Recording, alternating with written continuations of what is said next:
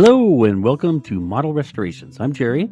Let's start with the dying hobby fallacy. You've probably read it online. A lot of modelers have been telling us that the modeling hobby is 1 foot in the grave, and the narrative usually goes something like this. Kids only want to play video games and stare at their phones.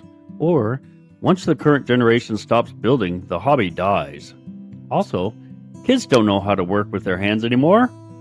I admit that I was in that group as well. Well, the hobby didn't get that memo.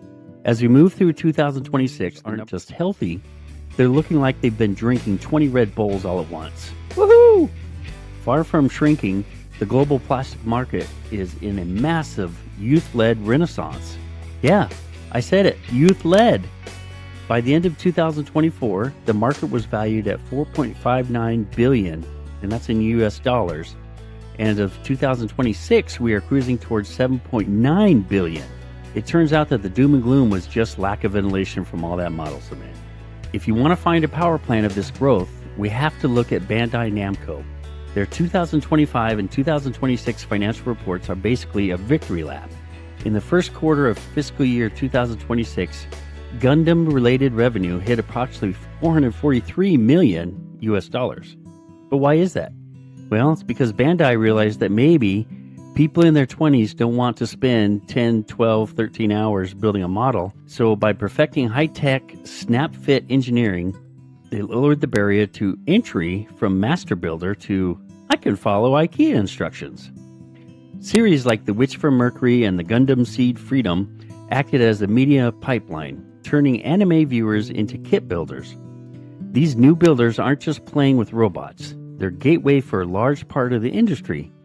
They start with the snap-fit Zaku, hope I'm pronouncing that right, and before they know it, they're looking at a $200 airbrush setup and wondering if they have enough shelf space for a 1/48 scale World War II bomber. Earlier I talked about the youth movement. Let's look at who is actually buying the plastic. Verified data from 2025 to 2026 shows that the hobbyist segment makes up 78.6% of the market. But the real surprise is where the growth is coming from. Bandai confirms their primary growth aged 15 to 39. Gundam workshops are overflowing with thousands of kids building their first kits. The Automotive Bridge. Automotive kits hold a 20.6% market share. Teenagers are increasingly buying kits to build the cars they drive in games like Forza or movies like Fast and the Furious.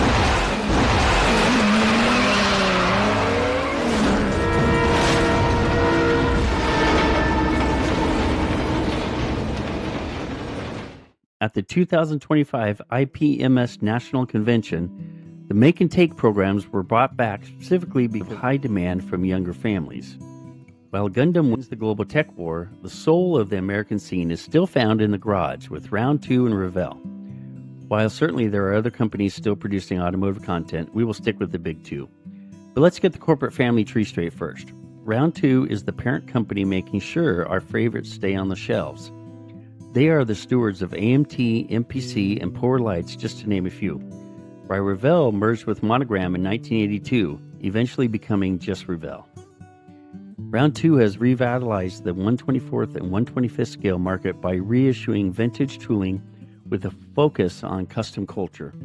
The automotive sector of the hobby accounts for 22% of all kit sales in the United States.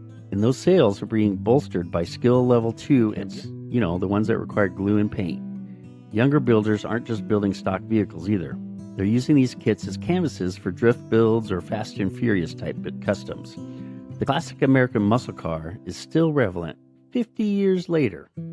Now let's get into the maker movement. Yes, it's a real thing. I had to look it up too. This is a measurable economic shift towards analog hobbies. In early 2026, data showed that for hands-on, creative hobbies surged by 130%. The maker movement has officially entered the ecosystem as well. Today, 25% of K-12s in the U.S. have dedicated maker spaces. Students are learning to use precision tools, 3D printers, and electronics in the classroom. This is the ultimate feeder system for the modeling hobby. These hybrid builders are the future. They might 3D print a custom turbocharger for an AMT kit or wire a Gundam kit with LED lighting using Arduino skills they learned at the Maker Fair. Boy, I hope I'm pronouncing that right. Anyway, somebody will correct me. The plastic model kit has become the perfect tangible project for a generation that wants to build something with their hands. The maker mindset has turned model building from following a recipe into engineering a work of art. So now let's compare the markets.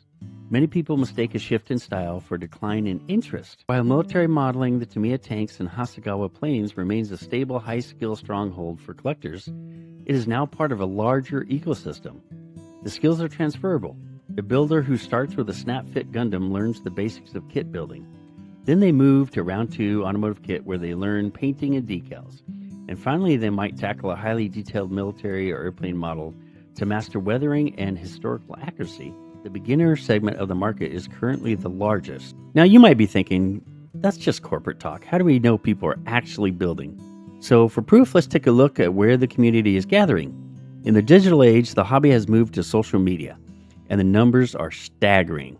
If you look at Facebook, dedicated groups like Beginner Scale Modeling, Model Car Hobby Headquarters, Gunpla, which stands for gun, so Gundam, and then pla is plastic, boasts higher membership counts and, more importantly, higher daily activity than many veteran-only groups or mixed groups. General first-time modeler groups often swell past 20,000 members, and the data confirms this shift. In 2025, the beginner user level actually tied with professional for the largest share of the market at 34.2% each. Think about that for a moment. For every veteran modeler out there, there's a brand new beginner opening their first box. And as a side note, do you remember your first kit? Mine was Voyage to the Bottom of the Sea sub. I remember a blend of excitement and a slight sense of being overwhelmed looking at the instructions and all the parts. But when I was done unsticking my fingers and getting slightly high from the tester's glue, I had a real sense of accomplishment, and I was hooked. And here's another thing you often hear. The internet killed modeling. I thought the same thing. But while the internet certainly changed the model scenery, it did not kill the hobby. It made the hobby global.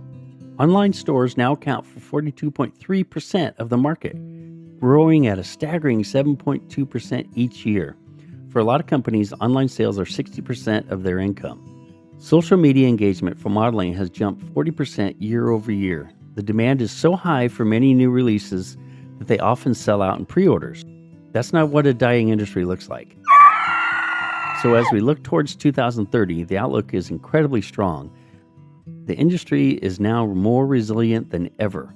We are moving into a hybrid era where physical kits meet digital customization, and the results are spectacular. Now imagine we have fully printed 3D kits, no flashing, with highly detailed parts. Or we simply buy a digital kit and print it on our own 3D printer at home. The possibilities, they're almost endless. If you look at the record profits of Bandai, millions of kids entering the hobby through school makerspaces, the conclusion is obvious. The dying hobby myth is officially busted.